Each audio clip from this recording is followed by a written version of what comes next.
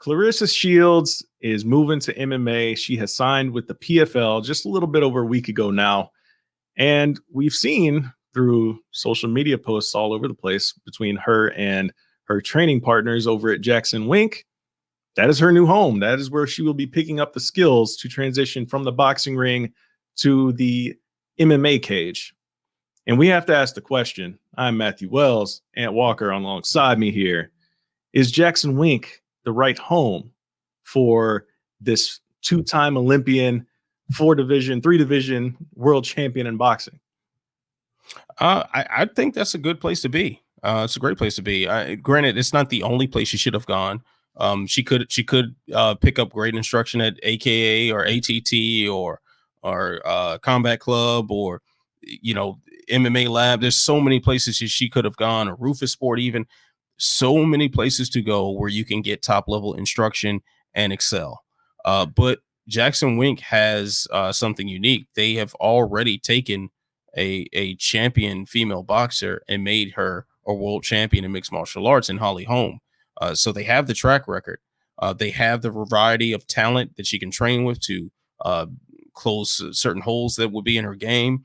Michael Winklejohn is a striking coach who's very well tenured, and Holly Holm is not the only pure striker that he's brought up under his tutelage. So there are certainly some big advantages. And you look at the way Holly Holm fights. I mean, she was able to translate her boxing style into mixed martial arts. And I think when you have someone that skilled in a particular discipline, that's what you want. You don't want them to unlearn everything and start fresh. Incorporate what they do into MMA, and that's how you can create a complete fighter. She's in the right spot. Yeah, I like to think that Jackson Wink is a fantastic landing spot for her, mainly for the reason that you just stated, the Holly Holm effect, right? Because we've seen Holly Holm, I mean, obviously she had a successful boxing career, but that transition is not easy because it's a whole nother aspect of your body that is in play now. From the kicks, and Holly Holm has fantastic kicks. Her kicking game is on point. And if you watch Claressa Shields, social media posts, her kicks, they need a lot of work. I mean, her and Holly are built different though, right? Mm-hmm. Holly's taller, more slender. She can whip those kicks around. Where Claressa, it's going to be a little bit tougher for her to have that same, I guess, snap on those kicks, so to speak. But I'm interested to see if she's able to add in a nice little wrestling game to her repertoire, because if she can keep these fights standing, that's going to be hell for her opponents. And I mean, obviously it's going to be defensive wrestling drills for, I guess, 90% of the time in her wrestling classes, right? Because that's going to be the focus. Get back to where she can let those hands fly. I love the fact that Jackson Wink is the place that she chose, because not only for those reasons that we just talked about, but when we're talking about boxing versus MMA, there's a lot of strategy that goes into play in the boxing ring, right? Mm-hmm. And who better than Jackson Wink when it comes to strategizing, breaking down your opponents, finding out their weaknesses and exploiting them. That is what they're known for. They're known for expert game planning. So I love that aspect of it for her, because they're going to be able to work with her weaknesses and turn those into strengths, I think, better than anyone else that I know, considering her skill set. Definitely. I think that's a good observation too. Jackson Wink has had such a long history of producing great fighters, since the early, tough days. I mean, they were putting out top-notch competitors. And she can fit right in. The thing is, when you have an athlete of that caliber, you just teach them properly and they just stay dedicated to it. They can pick up a lot of things rather quickly. And she's also got such a devastating skill set in boxing. I think even if she stepped into the cage right now, without any real wrestling training, there are a lot of people she's going to beat just because her hands are that sharp, just because her footwork is going to be that good. Of course, there will be a hard ceiling she'd hit, once you start talking about elite level competition, which obviously you'd be facing in the UFC or Bellator or pretty much any top name promotion. But she could tear shreds through a lot of the regional circuit. just as is. And even in regards to her kicks, I mean, think about you're someone who has spent your fair share of time in the gym and working on your skills in all areas. I have as well. Mm-hmm. Think about the first time you threw a kick. How crappy did it look? Yeah. Like what wasn't exactly your fondest moment? Certainly wasn't mine. So the kick that we saw in that in that footage, it wasn't the best kick, but it damn sure wasn't the worst. It was not the worst thing in the world. It's not that's not a kick that's gonna put Ronda Rousey out with right to the neck, and you get this huge historic upset and hold the belt up to a sold out crowd in Australia. But that's a kick.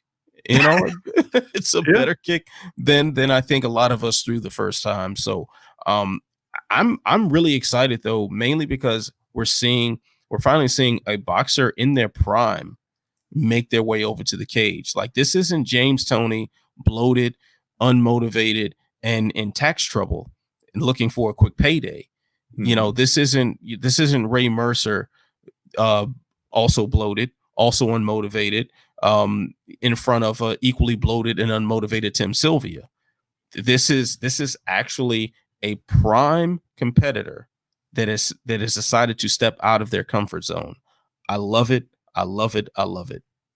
But there is one point that I don't want to get lost here, and it is tied to money, because that is part of the reason she's doing this, because of the state of women's boxing.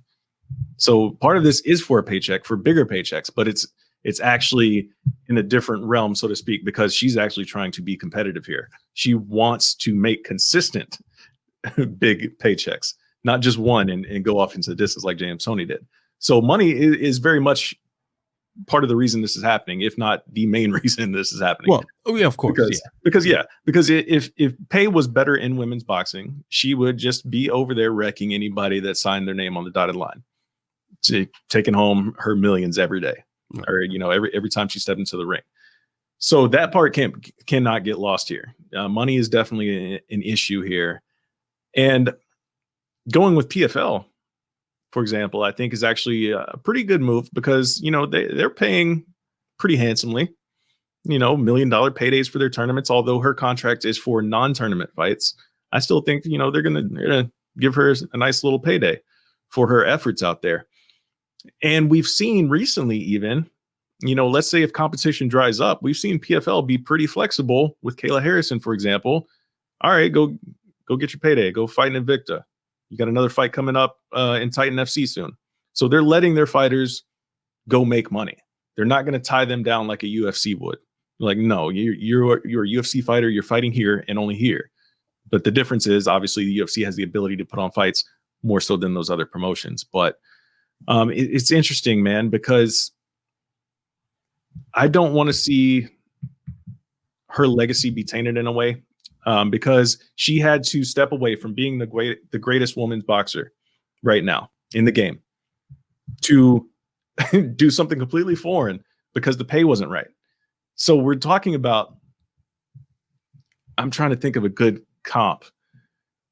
Let's say LeBron James started playing baseball because basketball all of a sudden they're just like, no, we're not paying you anymore. like that's essentially like what we're talking about here. Like, LeBron James is going to have to dedicate his game to developing a baseball swing. Like that's really the comp we're making. And I guess the people are going to say, oh, it's not that different. You're still fighting. You're still throwing hands. It's much different. World of difference between just using your hands, between using your feet and having to worry about getting taken down, and jiu-jitsu and getting judo tossed across the cage. It's a world of difference. The only people that say that are people who haven't trained, or at least they haven't trained in any sort of mixed disciplines like that. That's all that says to me. I think back to Ava Knight, who currently fights in Bellator, champion boxer, and good transition. I've spoken to her several times, and she's like, hey, the money is better. Heather Hardy, who also competed in Bellator, said the same thing. The money. So I definitely, let me clarify my previous statements there. She's definitely looking for a payday, but this time that payday is better from a competitive standpoint as far as we are concerned as mixed martial arts fans.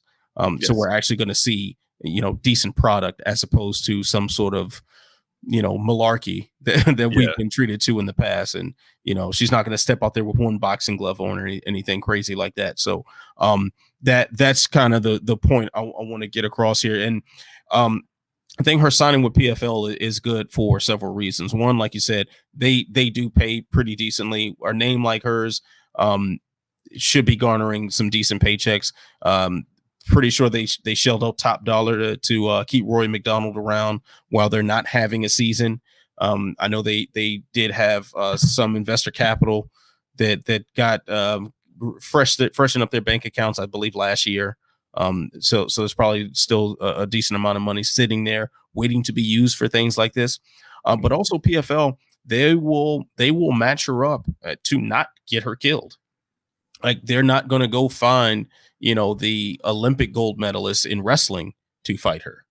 They're probably going to find someone who was a boxer or was a kickboxer, someone who believes that they can stand with her. Mm-hmm. And will be dealt with appropriately.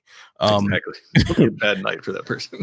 And also with her not signing a tournament contract, it's not going to be a long-term thing. So she can go out there, whack somebody real good, and then command some money from any promotion that's willing to throw their name in the hat.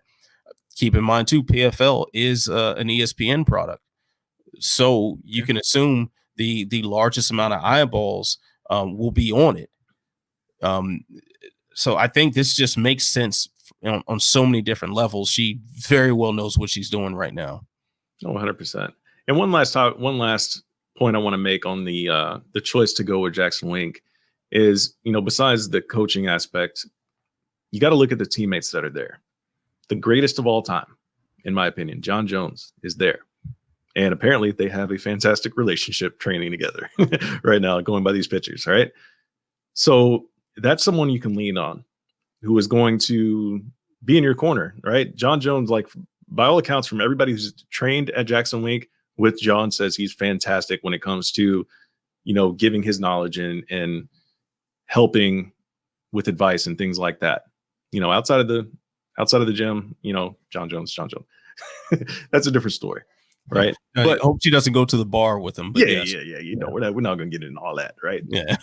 inside that cage, inside that building, John Jones is fantastic with helping people. Holly Holm, former champion, always in title fights. Had a lot of experience to lean on. She's been in there against a lot of different looks when it comes to fighters as well. So lot of, especially with women's MMA, for example. So she can lean on her a lot. And then, of course, like I mentioned, the coaching, but there's been all sorts of talent, other sorts of guys that are right on the cusp of title shots. Yair Rodriguez is there, in and out of there, rather. Just so many good people to lean on for advice, who has actually lived that experience outside of just a coach that is arguably, one of the best around, in Greg Jackson and Mike Wigglejohn. So I really do love that, man. And I hope that, when Claressa has her first fight, how cool would it be to see John Walker out and be in her corner? Yeah, that'd be pretty dope. That'd be something. That would be something. Like, I think you make a very good point as far as the teammates there. I mean, even look at some of the people who we don't necessarily consider top level competitors now, but have a wealth of experience that probably can impart a lot of knowledge on her. Yeah. Someone like a Carlos Condit, yes, who's been around the block.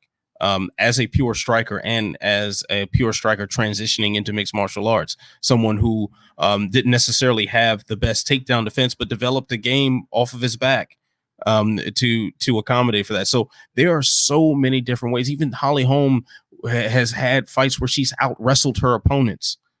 Speaking, not to mention a Michelle Watterson, for example, yes, who has been undersized in every fight she's taken, but she finds ways to win. So that's another person you can lean on for, like, little nuances of grappling exchanges and things like that, and how to utilize your leverage. I mean, obviously the coaches are able to teach you that as well, but again, from a fighter standpoint, it's a little bit different.